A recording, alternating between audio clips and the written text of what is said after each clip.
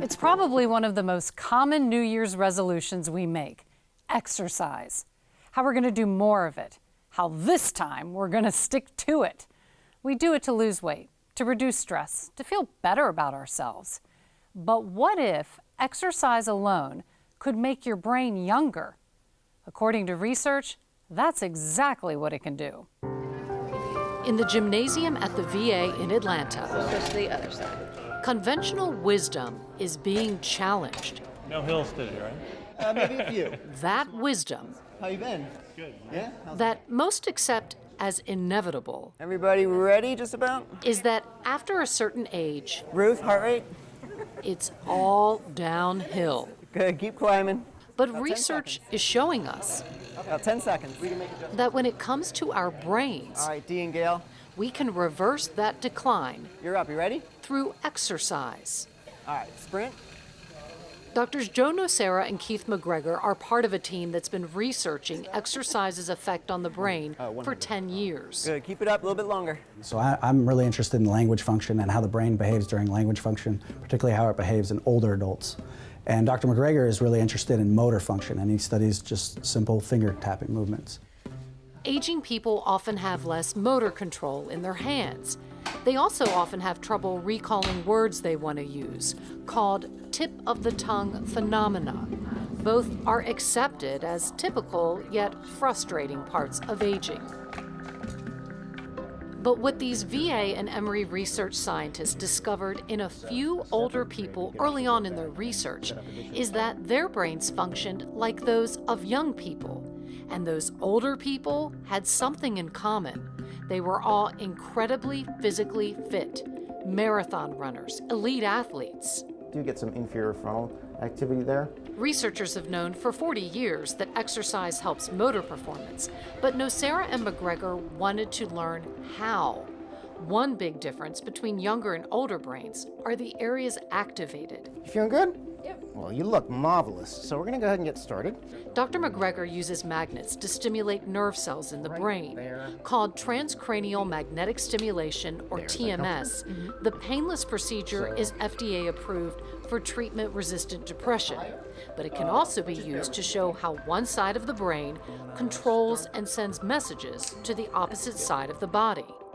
This actually will show how one side of the brain actually tells the other side of the brain to be quiet. So we call This that quieting of one side of the brain is called inhibition. Dr. McGregor demonstrates on himself. Okay, so the area that I'm stimulating right now is called the primary motor cortex, and so when I'm stimulating, you're getting a response essentially in my arm and then down to my hand. So. But as the brain ages, in language and task, inhibition is lost, and both sides of the brain begin to be activated. And this increased activity on both sides is not good. It doesn't improve performance, so it's not compensation. And that's when language and motor skills, things we need to maneuver through life, get more difficult.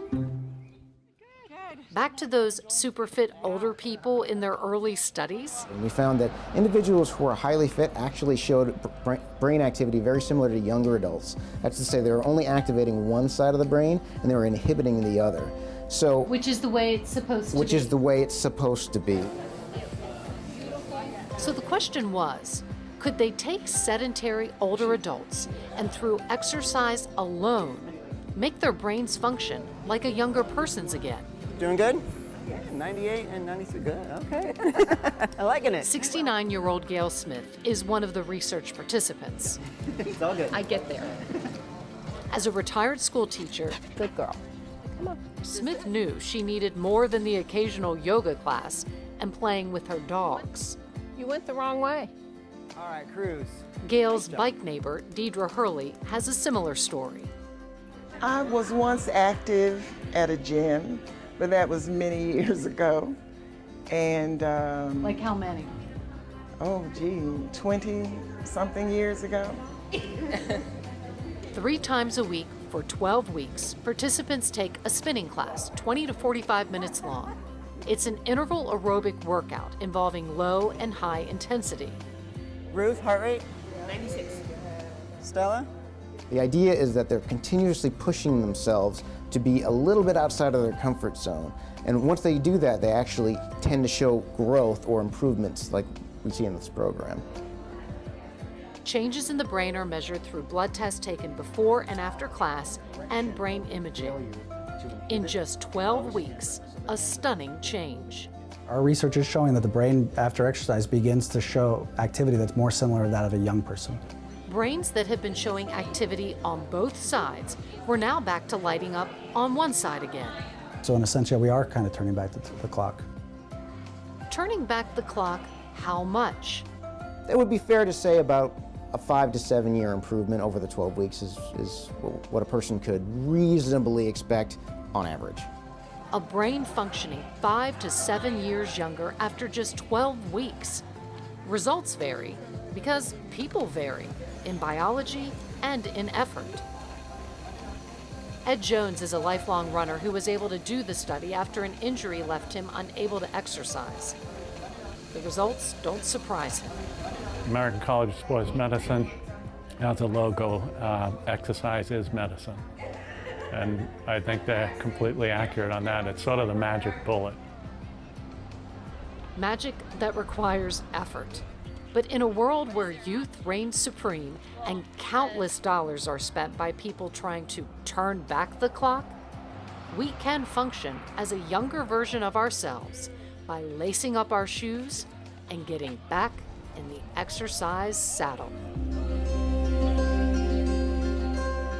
There are so many things we cannot control in life, but that doesn't stop a lot of us from trying anyway. This is the sort of science that empowers us. The proof is there. Interval aerobic exercise can make your brain act younger. Who wouldn't want that? It does take away your excuse to binge watch Netflix on your couch while eating snacks. Loafing around can feel good, but to change your brain, you need to move your body.